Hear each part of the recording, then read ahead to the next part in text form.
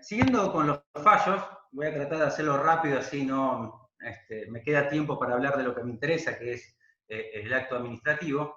Vamos a pasar al 2008, ahí van a encontrar el fallo Benedetti. Este fallo habla justamente sobre una pensión vitalicia en dólares que recibía esta señora y que por la normativa interna lamentablemente se le especificaba. Bueno, en el marco de esta progresividad y del 14 bis y del carácter alimenticio que tendría esta pensión, la Corte entiende que es inconstitucional esta especificación. En el 2009 sucede Arcuri, también un leading case bastante conocido. En este caso trata justamente de un retiro por invalidez, ¿no? Acá no se aplica la inconstitucionalidad de una norma, sino que la Corte establece un criterio de interpretación. Va a decir que en este caso es posible que se aplique la ley posterior, que era más beneficiosa para la pensión por invalidez que la ley actual a la cual se tenía que someter el accionante. Otro caso muy conocido, sobre todo para nosotros los que estamos en la ciudad de Buenos Aires, es el caso Quispe, ¿no? Es el del 2013, tiene que ver con vivienda digna, ¿no? Ahí intervienen varios derechos, una situación extrema, totalmente extrema, que tiene que ver con un chiquito que tenía una seria discapacidad y la madre estaba en situación de calle. Bueno, ahí intervienen varios derechos y tratados internacionales, como la Convención del Niño, y la Corte va a aplicar este principio de progresividad y le va a requerir o le va a solicitar al gobierno de la ciudad de Buenos Aires que su inversión o su presupuesto en los planes de vivienda no son adecuados o en cierta medida no terminarían satisfaciendo este derecho a la vivienda digna. Es un fallo conocido, larguísimo, pero muy interesante desde el punto de vista del derecho internacional, desde la concretización de los tratados internacionales en el derecho local. Estoy apuradísimo porque quiero que me entre más o menos todo, discúlpenme si voy muy rápido. Otro fallo interesante, los últimos dos, y ya dejamos de hablar de esto, uno es Municipalidad de Salta, es del 2017. Este caso particular tiene que ver con una medida que llevó a cabo el intendente de Salta allá por el 2013 en un contexto de emergencia económica, en el cual le reduce fuertemente los salarios a todos los empleados de la municipalidad. Bueno, muchos años más tarde, casi 15 años posterior, la Corte entiende que esa reducción termina siendo inconstitucional justamente porque esa afectación a los salarios, esa quita de dinero, había dejado incluso a las personas por debajo del nivel de pobreza establecido por el Estado, con lo cual era totalmente inconstitucional, y en esto también aplica el principio de progresividad. Y por último, y en este caso quiero hacer una referencia particular, es un fallo que para mí es bastante polémico y se trata del caso del RENATRE, ¿no? Del Registro Nacional de Trabajadores Rurales y Estibadores. Para hacer un poquito de memoria, me quiero extender un poquito más, ustedes recordarán que en el año 2010 el RENATRE, que era un registro en el cual estaba constituido por un comité en el cual estaban representados los empleadores de los trabajadores rurales y los trabajadores rurales, con la fiscalización del Estado, por ley, estaba constituido por ley, sale por ley también que ese registro pasará a ser parte del Ministerio de Trabajo como un descentralizado, pero asimismo la dirección de este registro quedaba a cargo de un funcionario puesto por el Ministerio de Trabajo, ¿no? En este sentido, la Corte lo que entiende es que debe aplicarse este principio de progresividad porque, como establece el artículo 14 bis, los trabajadores tienen derecho a la participación en distintos entes que garanticen su participación. ¿no? ¿Cuál es mi discusión con respecto a esto? A esto también quiero ir más adelante cuando hablemos del acto administrativo. Hay ciertas cuestiones en las cuales queda bastante claro el principio de progresividad.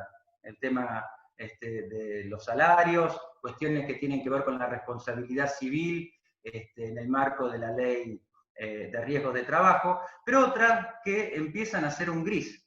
Y este gris está dado porque ¿qué es más progresivo? Que el mismo Estado se encargue de cuidar y de proteger los derechos de los trabajadores en el marco de... Porque este registro, para que aquellos no lo saben, también tiene las potestades de fiscalización del trabajo negro, tiene varias potestades de fiscalización con respecto al trabajo rural, ¿no? Entonces, en esta función de fiscalizar, ¿qué es más efectivo? Un registro público, un ente no estatal que fiscaliza esas condiciones de trabajo, o el reconocimiento del Estado de esa condición del trabajo, y con lo cual una más fuerte fiscalización sobre esa materia.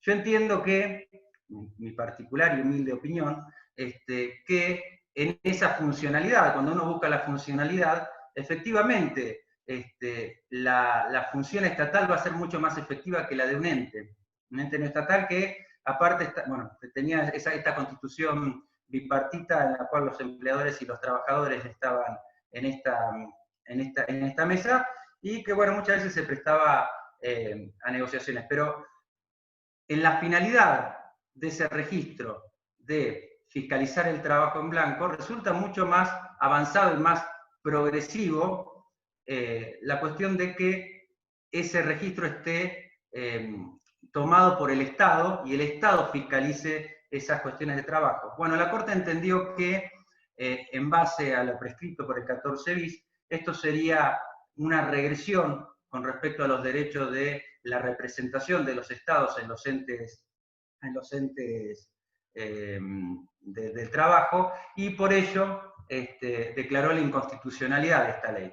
Ahora bien, se generó otro problema, porque en el marco de la ley que convertía al RENATRE en RENATEA, es decir, cuando pasó al marco, a la órbita del Estado, los empleados y los bienes que estaban dentro del registro pasaron a ser propiedad del Estado. Entre ellos el régimen laboral, que cambió, ¿no?, por el nuevo convenio colectivo que se le aplicaba a los trabajadores que pasaban a ser parte del Estado, se les reconocía una estabilidad propia del empleo público, garantizada en el 14 bis, y efectivamente era mucho más progresivo que el régimen de empleo que tenían anterior en el marco del registro nacional de trabajadores y estibadores. ¿Por qué? Porque en el marco anterior lo contrataban por la ley de contratos de trabajo, ¿no? Esto lo que generó actualmente son un montón de juicios de los empleados, de los ex empleados del RENATREA, del RENATE, perdón, en el sentido de que luego tuvieron que, se vieron afectados en esa progresividad del derecho, ¿no? En el sentido de que era un trabajo con estabilidad propia y pasó nuevamente a ser un trabajo con estabilidad impropia. Bueno, esto para que quede... Tupac, no quiero interrumpirte, pero si podemos ir redondeando, ya estamos un poco excedidos del tiempo. Rápidamente. Bueno, paso rápidamente a las cuestiones que tienen que ver con el acto administrativo. Dentro del acto administrativo, ustedes sabrán que es una declaración de voluntad ejercida en el marco de la función administrativa. En este sentido, está constituida por distintos elementos. La pregunta sería, ¿dónde nosotros podemos identificar esta progresividad que tiene los derechos, ¿no? Sobre todo esta serie de derechos? En ese sentido, si uno se lo pone, se pone un poquito a pensar, básicamente en el elemento en el cual se estaría constituyendo sería en el objeto del acto administrativo, ¿no? Aquello que resuelve el acto administrativo tendría que estar de acuerdo con esa progresividad del derecho. Eso sería lo lógico, pero si uno le pone un poquito más de cabeza y lo piensa un poquito más fino, encontrará que también esta progresividad se podría aplicar a los procedimientos que tienen que ser aplicados dentro del acto administrativo. En ese sentido, sería bueno preguntarse, y esto lo dejo como reflexión, si esos procedimientos, si coincidimos que el objeto tiene que cumplir con esta progresividad de derechos, ¿por qué no sería también factible admitir que el procedimiento también tiene que cumplir con esta progresión de derechos y que no deben ser de carácter restrictivo? Esto pasa habitualmente en la administración, en la cual por distintos cambios de gestiones o por distintos cambios de políticas que se dan, situaciones que antes eran más beneficiosas para los administrados, luego, por criterios que ni siquiera tienen que ver con un cambio de reglamentación, sino que tiene que ver con cambios de criterios en los órganos que van a conformar la voluntad del órgano administrativo que va a emitir el acto, terminan restringiendo esa posibilidad de derechos.